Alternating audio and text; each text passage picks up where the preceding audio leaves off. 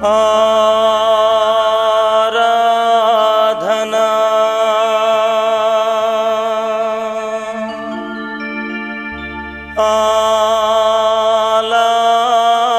ఆలాపనా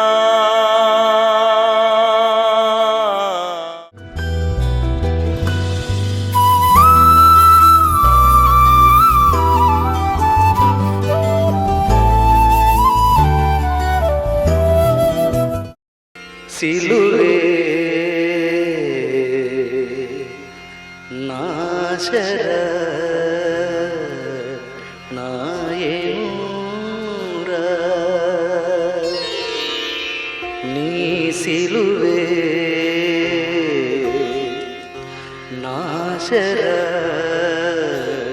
నాయనురా సిలువయందే ముక్తి బలము చూచితిరా సిలువయందే ముక్తి బలము చూచితిరా నీ సిలువే నాశర నాయనురా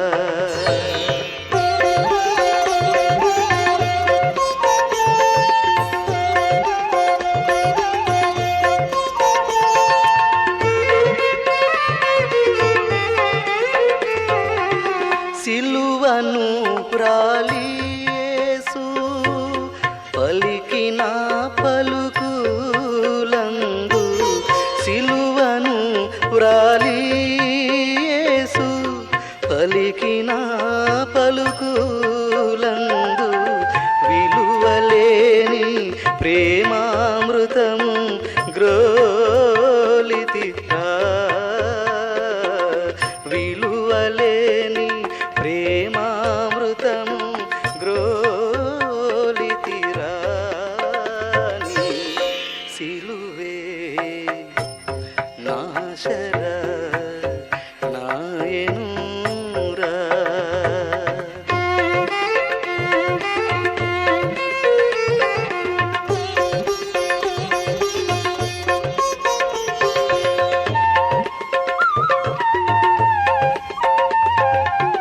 సిలువను చూచు కొలది శిల సమానమైన మనసు సిలువను చూచు కొలది శిల సమానమైన మనసు నలిగి కరిగి నీరగుచున్నది రా నలిగి కరిగి నీరగుచున్నది రాణి. యేసు క్రీస్తు దివ్య నామమున మీ అందరికీ శుభవందనాలు తెలియజేస్తూ ఉన్నాం. ఎలా ఉన్నారండి?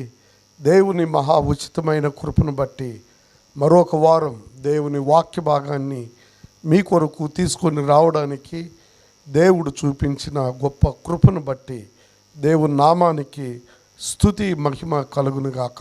ఆమెన్. ఈ కార్యక్రమాన్ని మనందరి కోసం సమర్పించినటువంటి వారు మన ప్రియులు బొప్పూరి జోబ్ గారు, అలాగనే వారి సతీమణి నీరిజ, వారిద్దరు కుమార్తెలు, అలాగే యోబు గారి యొక్క తల్లి రాజ్యమ్మ గారు, వారి భర్త గారు అయినటువంటి కీర్తిశేషులు బొప్పూరి ప్రసాద్ గారి యొక్క జ్ఞాపకార్థం ఈ కార్యక్రమాన్ని మన కొరకు సమర్పించున్నారు. దేవుడు వారిని, వారి కుటుంబాన్ని దీవించి ఆశీర్వదించాలని మనసారా నేను కోరుతూ ఉన్నాను. ప్రియ దేవుని బిడ్డలారా, మీలో ఎవరైనా ఈ కార్యక్రమాలు ఆర్థికంగా సహాయం చేయాలనుకుంటే ఫోన్ ద్వారా మీరు సంప్రదించండి. దేవుని యొక్క ఆశీర్వాదాలు పొందవలసిందిగా నేను మనవి చేస్తూ ఉన్నాను. ప్రార్థన చేసుకొని వాక్యంలోకి మనం వెళదాం. ప్రియ పరలోకపు తండ్రి, వాక్యమై ఉన్నటువంటి దేవుడవు, వాక్యము ద్వారా మాతో మాట్లాడండి. వాక్యము వినుచున్నటువంటి నీ ప్రియబిడలకు ఓదార్పు, ఆదరణ, అభయమును దయచేయమని ప్రార్థిస్తున్నాం. నిరాశలో ఉన్న బిడ్డలకు నిస్పృహలో ఉన్న బిడ్డలకు నీ కృపా సమృద్ధి వాక్యం ద్వారా అందించమని ఈ కార్యక్రమాన్ని మా కొరకు సమర్పించిన బిడ్డలను మీరు బహుగా దీవించి ఆశీర్వదించమని యేసు దివ్య నామమును బట్టి అడిగి స్తోత్రించి ప్రార్థించి వేడుకుంటున్నాం పరమ తండ్రి, ఆమెన్. ప్రియ దేవుని బిడ్డలారా, దేవుని యొక్క వాక్య భాగమును మీరు వినుచున్నందుకు మీ అందరికీ కూడా ప్రత్యేకంగా వందనాలు తెలియచేస్తూ ఉన్నాను. మీరు ఈ సమయంలో వాక్యమునకు ఇచ్చినటువంటి ప్రాధాన్యతను బట్టి దేవుడు మిమ్మును మీ కుటుంబాలను దీవించాలని నేను మనసారా కోరుతూ ఉన్నాను. ప్రియ దేవుని బిడ్డలారా, దేవుని వాక్య భాగము మనము ప్రత్యేకంగా శ్రమల దినములలో ఉన్నాము. అంటే యేసు ప్రభువారు 40 దినములు ఉపవాస దినములు, ఆ తదుపరి మరి ఆయన యేసుక్రీస్తు యొక్క శిలువ శ్రమల వాక్య భాగాలు అనేక సంఘాలు ధ్యానం చేస్తూ ఉన్నాయి.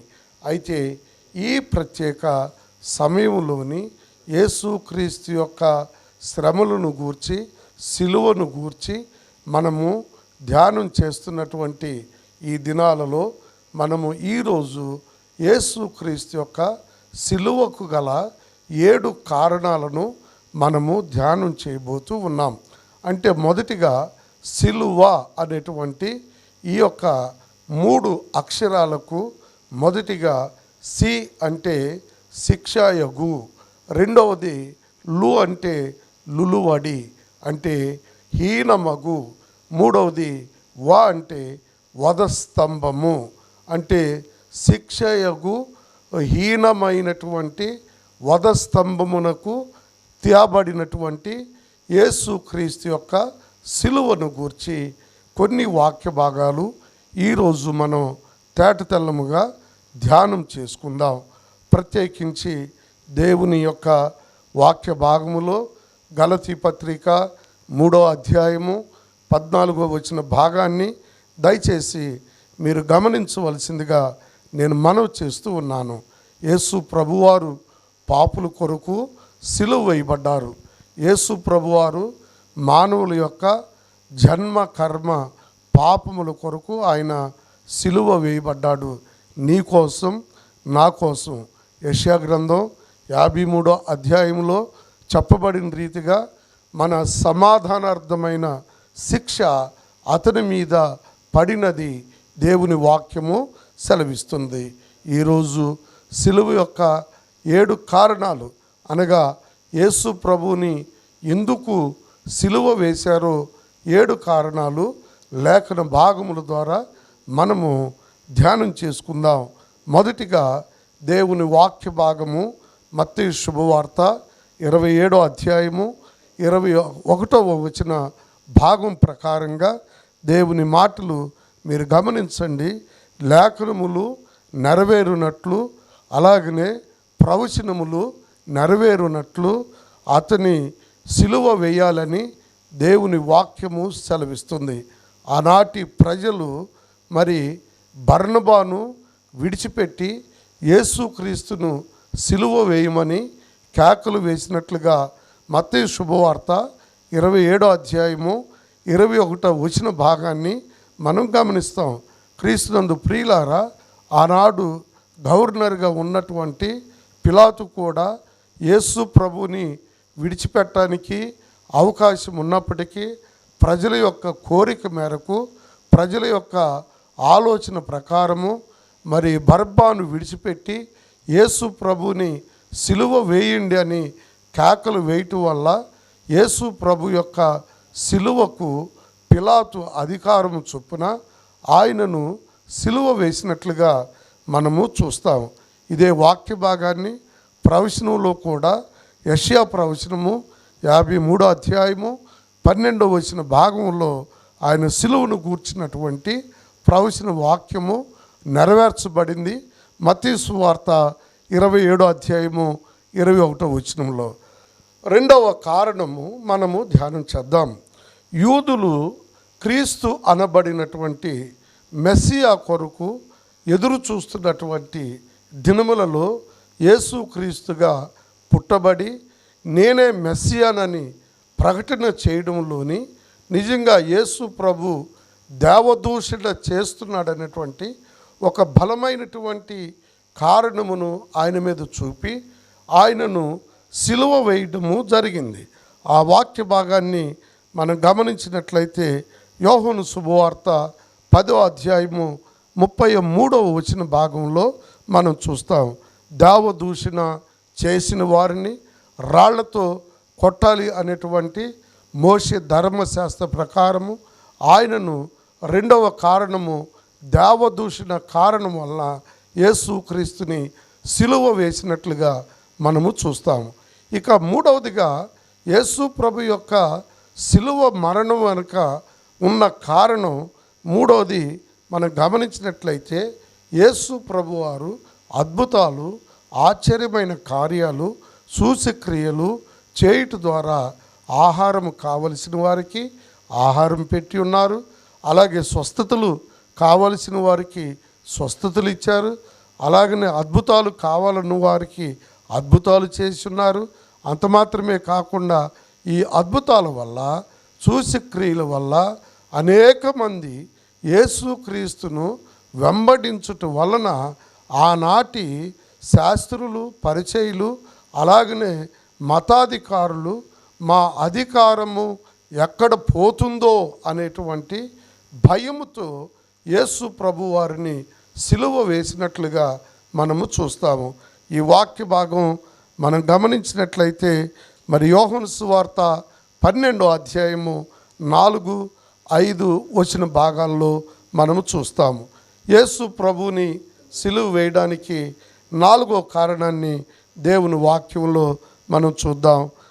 దేవుని వాక్యం నుండి యోహాను శుభవార్త 4వ అధ్యాయము 1వ వచన భాగము అలాగనే మార్కు సువార్త 15వ అధ్యాయము 9వ వచన భాగాన్ని మీరు గమనించినట్లయితే ఆనాటి శాస్త్రులు పరిసయ్యులు సద్దూకయ్యులు యేసు క్రీస్తు యొక్క బోధలను గూర్చి ఎప్పుడూ కూడా తప్పు గమనిస్తూ తప్పులు ఉన్నాయని వెదక చూస్తూ ఆయన మీద నేరారోపణ చేస్తూ ఆయనను సిలువ వేయటానికి శాస్త్రులు పరిసయ్యులు సద్దూకయ్యులు ఎక్కువగా మరి ఆయన మీద నేరారోపణ చేసి సిలువకు కారకులైనట్లుగా మనం చూస్తూ ఉన్నాం. 5వదిగా యేసు ప్రభువుని సిలువ వేయడానికి 5వ కారణం ఈయన విశ్రాంతి దినమును ఉల్లంఘించాడు అనేటువంటి ఒక నేరారోపణని యేసుక్రీస్తు మీద మోపడం జరిగింది.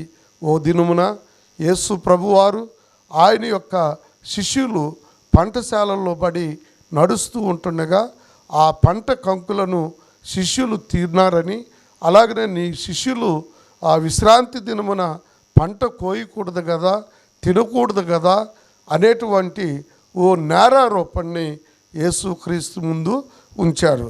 అలాగనే 6వదిగా యేసు ప్రభు సిలువ వేయబట్టడానికి 6వ కారణం ఏంటంటే మరి యెరూషలేము యొక్క జయప్రవేశాన్ని గూర్చి మనము వాక్య భాగంలో చదువుతూ ఉంటున్నప్పుడు మార్కు శుభవార్త 11వ అధ్యాయము 1 నుండి 11 వచ్చిన భాగాల్లో మనం గమనించినప్పుడు యేసు ప్రభువారు చివరిసారిగా యెరూషలేము జయప్రవేశాన్ని జరిగించినప్పుడు ఆ దినమున గాడిద మీద యేసు ప్రభువారు ఊరేగుతున్న సమయములోని అనేకులు ఓ మాట అన్నారు. ఆ మాట ఏంటంటే దావీదు కుమారునకు జయము, దావీదు కుమారునకు జయము అంటూ కేకలు వేయడం వల్ల అక్కడ ఉన్నటువంటి వారిలో యూదులకు రాజని దావీదు కుమారునకు జయమని ఇలా కేకలు వేస్తూ అనేక మంది ఆయనను వెంబడిస్తున్నారు అనేటువంటి ఒక ఈర్ష్యతో అసూయతోని ఆ యొక్క యేసుని సిలువ వేయటానికి కారణమైపోయింది. 7వదిగా మనం గమనించినట్లయితే యేసు శాస్త్రులకు పరిచయులకు ప్రధాన ఆచారులకు వీరందరి యొక్క పితృ పారంపర్యమైనటువంటి ఆచారములను ఎత్తి చూపించుట వల్ల ఈ యొక్క శాస్త్రులు, పరిచయులు, ప్రధాన యాజకులు మమ్ములనే మరి తప్పు ఒప్పులను ఎత్తి చూపిస్తావా అనేటువంటి ఈర్ష్యతోని యేసు ప్రభు వారిని సిలువ వేయడము జరిగింది. ప్రియ స్నేహితులారా, యేసు ప్రభు సిలువ వేయడానికి లేఖనాలు 7 కారణాలు చూపించినప్పటికీ కూడా యేసు ప్రభు యొక్క సిలువ మనకి విలువను తీసుకొని వచ్చింది. ఆ సిలువను గూర్చినటువంటి ఈ మాట ఈరోజు మీకు ప్రకటన చేయడానికి గల కారణం ఏంటో తెలుసా? యేసుక్రీస్తు వారు మానవుని యొక్క జన్మ కర్మ పాపములను తీసివేయడానికి వచ్చినటువంటి దేవాతి దేవుడై ఉన్నాడు. అందుకనే ఈరోజు యేసు ప్రభుని నమ్మడములో ప్రపంచమంతా కూడా ఎక్కువ జనాభా ఎవరు అనంటే క్రైస్తవ బిడ్డలే ప్రపంచంలో ఎక్కువగా ఉన్నారు. కాబట్టి ఆ యేసు ప్రభుని ఎక్కువగా ఎంతమంది నమ్ముచూ ఉన్నారో ఈనాడు కులాలకు, మతాలకు అతీతముగా సర్వ సత్యమును తెలుసుకొని యేసు ప్రభుని రక్షకునిగా అంగీకరిస్తూ ఉన్నారు. మానవుని యొక్క జీవితంలో యేసు క్రీస్తు ప్రతి వారికి కూడా క్రీస్తు యొక్క సిలువ మరణము ద్వారా పాపము యొక్క ఆ విలువను తీసివేసి పాపము యొక్క శిక్షను తీసివేసి మనకు నిత్య జీవమును ప్రసాదించడానికి యేసు ప్రభువారు ఈ లోకానికి వచ్చారు. మానవుల్లో ఉన్నటువంటి ప్రతి విధమైన అసూయ, ద్వేషము, ఈర్ష్య, కక్షలు, కార్పణ్యములు సమస్తమును మానుకోమని ఆయన ప్రేమ సందేశము ద్వారా మానవులకు బోధన చేసి ఉన్నారు. ప్రియ స్నేహితులారా, వాక్యమును వినుచున్నటువంటి మన జీవితంలో మనము మన సమాధానార్థమైన శిక్ష మనకు పడవలసింది. ఆ శిక్షను మన ప్రభు అయిన యేసుక్రీస్తు ప్రభువారు అనుభవించారు. మనము అనుభవించాల్సినటువంటి కొరడా దెబ్బలు ఆయన తిన్నాడు. రెండవదిగా మన యొక్క తలలో పుట్టుచున్నటువంటి పాపపు తలంపును బట్టి ఆయన తల మీద ముళ్ళ కిరీటము పెట్టబడింది. మూడవదిగా మన చేతుల ద్వారా చేయబడినటువంటి పాపమును బట్టి ఆయన మృదువైనటువంటి చేతుల్లో మేకులు కొట్టబడ్డాయి. అలాగనే మనము పాపము చేత పరుగెడుతున్నటువంటి మన పాదముల ద్వారా చేసినటువంటి పాపమును బట్టి ఆ యేసు క్రీస్తు యొక్క పాదములలో మేకులు కొట్టబడ్డాయి. ఆయన పొందినటువంటి గాయముల ద్వారా రక్తము చిందించబడ్డది. కాబట్టి ఆ రక్తము ప్రతి ఒక్క మనిషిని యొక్క పాపమును తీసివేస్తూ ఉన్నది. యేసు క్రీస్తు యొక్క రక్తములో పాపము తీసివేయబడుతుంది అని ఎలాగంటున్నావనంటే అన్ని యొక్క మత గ్రంథాలు మీరు పరిశీలన చేయండి. ఆ గ్రంథాల్లో పాపము యొక్క విరుగడుకు, విమోచనకు, పరిశుద్ధ రక్తము, బలి పశువు ఇలాంటి పదాలు ఇతర మత గ్రంథాల్లో కూడా చూసి నేను తరిసి పరిశీలన చేసి ఈ సత్యాన్ని నేను మీ ముందు ఉంచుతూ ఉన్నాను. ప్రియ సత్యాన్వేషకులారా, దయచేసి గమనించండి. యేసు క్రీస్తు యొక్క సిలువ విలువ ఏంటంటే మన అందరికీ పాప క్షమాపణ తెచ్చింది. ఆయన మరణము, ఆయన సమాధి, ఆయన పునరుద్ధానము యందు ఎవరైతే విశ్వాసం ఉంచుతారో ఆ విశ్వాసము ద్వారా ఆయన రక్తము ప్రతి మానవుని యొక్క పాపమును కడిగి వేస్తుంది, మనలను నీతిమంతులుగా తీరుస్తూ ఉన్నది. అయితే సిలువ తీసుకుని వచ్చినటువంటి 4 విలువలను ఈరోజు నేను మీ ముందు ఉంచాలని నేను ఆశపడుతూ ఉన్నాను. దయచేసి గమనించండి. యేసు క్రీస్తు యొక్క సిలువ తెచ్చినటువంటి 4 విలువలను గూర్చి క్షుణ్ణంగా మనము ధ్యానం చేద్దాం. మొట్టమొదటిగా దేవుని వాక్యంలో మనం గమనించినట్లయితే సిలువ అంటే శక్తి. దేవుని వాక్యాన్ని గమనించండి.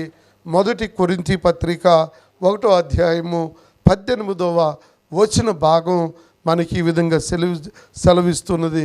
సిలువను గూర్చిన వార్త నశించుచున్న వారికి వెర్రితనము, రక్షింపబడుచున్న మనకు దేవుని యొక్క శక్తి అయి ఉన్నది. ప్రియ స్నేహితులారా, సిలువ తీసుకుని వచ్చినటువంటి వార్త చాలా మందికి అది వెర్రితనంగా ఉంటుంది. నిజమే, యేసు ప్రభుని సిలువ వేయడానికి ముందు పిలాతు యేసు ప్రభుని వెర్రివాడుగా చూశారు. అలాగనే భక్తుడైన పౌలు సువార్తను ప్రకటన చేస్తుంటే అనేక మంది వెర్రివారుగా చూశారు. అలాగనే ఈరోజు కూడా సిలువ వాక్యాన్ని ప్రకటన చేస్తూ ఉంటే వెర్రివారులాగా చూస్తున్నటువంటి దైవ జనాంగమా, దయచేసి గమనించండి. సిలువ అంటే ఏంటో తెలుసా? నీకు నాకు శక్తినిస్తున్నది ఆ సిలువ. అందుకని మనం గమనించాలి, దేవుని వాక్య భాగంలో ఆ సిలువ శక్తిని మనుషులు ప్రకటించాలి. కానీ ప్రకటించకుండా ఉన్నటువంటి సంఘాలు, సంఘ సభ్యులు ఈ లోకంలో కోటాను కోట్లుగా ఉన్నారు. ప్రియ దేవుని బిడ్డలారా, ఈ సిలువ శక్తిని ప్రకటించడానికి మొదటిగా మనం చేయవలసింది ఏంటో తెలుసా? యేసు ప్రభు యొక్క సిలువ భారాన్ని గూర్చి మనము తెలుసుకోవాలి. రెండవదిగా సిలువ భారము మనకేం చేస్తుందంటే సువార్త భారాన్ని తీసుకొని వచ్చింది. ఈ సువార్త భారం కూడా మనము ఈ భూమి మీద ఉండగా అనేక మందికి ఈ సిలువ సువార్తని మనము ప్రకటించాలి. ఎందుకంటే ఇది శక్తివంతమైన సువార్త. ఎందుకని తెలుసా? ఈ సువార్తను మనం ఎవరికైతే ప్రకటిస్తున్నామో వారు రక్షణలోనికి వస్తున్నారు. సిలువను గూర్చి, సిలువ రక్తాన్ని గూర్చి మనం ప్రకటించినప్పుడు అనేక మందికి శరీర సంబంధమైన స్వస్థతలు కలుగుతూ ఉన్నాయి. మూడోది, యేసు ప్రభు యొక్క సిలువ శక్తిని గూర్చి విన్నటువంటి వారికి ఈ లోకంలో పాప క్షమాపణ అనుగ్రహించబడి నిత్య జీవము అనుగ్రహించబడుతున్నది. ఇక రెండవదిగా సిలువ యొక్క రెండవ విలువ ఏంటో తెలుసా? దేవుని వాక్య భాగంలో మనం గమనించినట్లయితే ఎఫెసీ పత్రిక 2వ అధ్యాయము 16వ వచన భాగాన్ని మనం గమనించినప్పుడు సిలువ మనకి సమాధానమును తీసుకుని వస్తున్నది. ఈ సమాధానం మనము పొందుకోవాలి. మూడవదిగా సిలువ తీసుకొని వచ్చినటువంటి మూడవ శక్తి లేదంటే మూడవ లాభము ఏంటనగా మనకి మనుషునకు దేవునికి సంధిని సమకూరుస్తుంది. అనగా ఆదాము ద్వారా చేయబడినటువంటి పాపమును బట్టి మనము పాపములో పడి మనము దేవునికి శత్రువులమై ఉంటుండగా యేసుక్రీస్తు యొక్క సిలువ ద్వారా దేవునికిని మనకిని సంధి సిలువ విలువ. ఇక నాలుగవదిగా మనం గమనించినట్లయితే సిలువ అంటే విధేయత. క్రీస్తునందు ప్రియులారా, ఫిలిప్పీ పత్రిక 2వ అధ్యాయము 8వ వచన భాగాన్ని ఆయన సిలువ మరణము పొందినంతగా మనకు ఆయన విధేయుడై ఉండి ఆ విధేయత ద్వారా సిలువ మరణాన్ని పొందాడు. ప్రియ దేవుని బిడ్డలారా, మనం గమనించాల్సింది సిలువ మనకి శక్తినిస్తుంది. రెండవది, సిలువ మనకి సమాధానం తెస్తుంది. మూడవది, సిలువ మనకి దేవునితో సంధి కుదురుస్తుంది. నాలుగవది, సిలువ మనకి విధేయత సమకూరుస్తుంది. మనం విధేయులుగా ఉండి అలాంటి సిలువ సువార్తను ప్రకటించడానికి మనము ఇష్టపడాలి. ఆ సువార్తను ప్రకటించాలని దేవుడు సంఘమునకు ఆజ్ఞగా ఇస్తే ఈ సంఘము 4 గోడల మధ్యనే ఈ సువార్తను, సిలువ వార్తను బందీకృతం చేసి ఆ సంఘం ద్వారా వస్తున్నటువంటి ఆ డబ్బులు, ఆ కానుకలన్నీ కూడా వారి స్వార్థముల కొరకు వినియోగిస్తూ ఉన్నారు. ప్రియ దేవుని బిడ్డలారా, నీ కష్టార్జితం, నీ యొక్క ధనము లేదంటే నీకున్నటువంటి ఏ శ్రమపడి సంపాదించినటువంటి ఆ ధనమును నీ కోసం ప్రాణం పెట్టి నీ కోసం సిలువ మీద శిక్షను అనుభవించిన ఆ యేసు సువార్తను గూర్చి విని ఆ సువార్త కొరకు నీవు ఏమి చేయగలవో, ఎలా ప్రకటించగలవో, ఒకవేళ నువ్వే వెళ్ళలేకపోతే వెళ్ళే వారిని అన్నాడు. బైబిల్ వాక్యము సెలవిస్తుంది 3 విషయాలు గమనించండి. మనము ప్రార్థించని ఎడల వారు ఎలా వెళతారు? రెండోది, మనము పంపబడని ఎడల వారు ఎలా వెళతారు?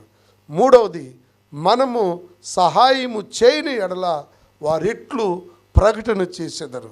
కాబట్టి సిలువ వార్త, సిలువ నాందిని మనము ప్రజల్లోనికి తీసుకొని వెళ్ళి ప్రజల యొక్క రక్షణార్థం, అనేక మందికి మహిమార్థం నీ కష్టార్జితము వాడబడుతుందంటే నీకును నీ పిల్లలకు అది గొప్ప దీవెనై ఉంది.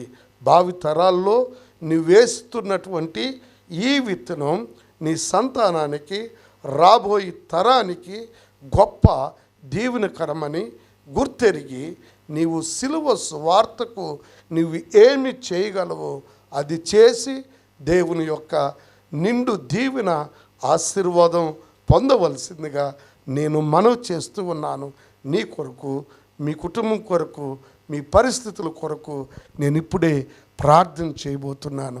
తలలు వంచండి, కళ్ళు మూసుకోండి, వీలుగా ఉంటే మోకరిల్లవలసిందిగా నేను మనవి చేస్తూ ఉన్నాను.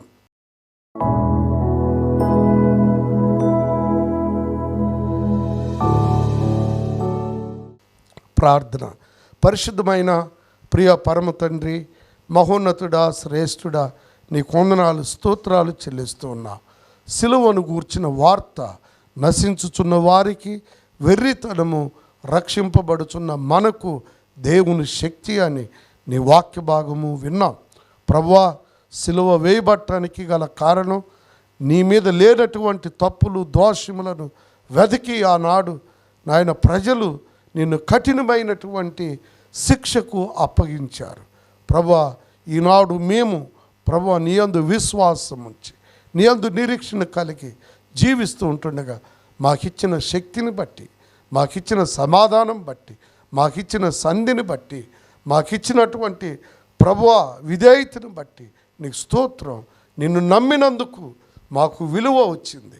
నీ సిలువ దగ్గర మాకు దొరికిన సమాధానం, నీ సిలువ దగ్గర మాకు దొరికిన క్షమాపణ, మీ సిలువ దగ్గర మాకు దొరికినటువంటి నాయన విధేయత ఎంత గొప్పది.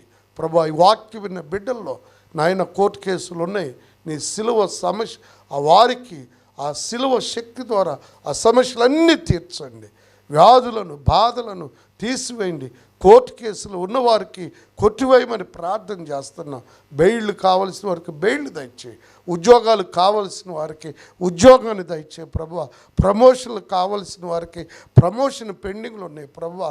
తెలియనటువంటి నేరాలులో మా తండ్రి బిడ్డలు నిందలు భరిస్తూ వేదన పడుతున్న నా ప్రియ శ్రోతలను మీరు జ్ఞాపకం చేసుకోమని ప్రార్థన చేస్తున్నా. ఉద్యోగ పదవి విరమణ చేసిన బిడ్డల్ని జ్ఞాపకం చేసుకోండి. ఉద్యోగాలు చేస్తున్న బిడ్డల్ని మీరు జ్ఞాపకం చేసుకోండి. వ్యాపారస్తులను దీవించండి అయ్యా, కృప చూపించండి. విద్యార్థులు పరీక్షలు రాస్తున్న బిడ్డలు కూడా మీరు జ్ఞాపకం చేసుకోండి. కాంపిటేటివ్ ఎగ్జామ్స్ రాస్తున్న బిడ్డల్ని మేము దీవిస్తున్నాం. ఇప్పుడే నీ కార్యాన్ని జరిగించు. షుగరు, బీపీ, గుండె జబ్బులు, అలాగనే తండ్రి కడుపు నొప్పి, వ్యాధులు కలిగిన వారిని మీరు స్వస్థపరిచి సహాయం చేయమని యేసు నామమును బట్టి అడిగి స్తోత్రించి ప్రార్థించి వేడుకుంటున్నాం పరమ తండ్రి. ఆమెన్.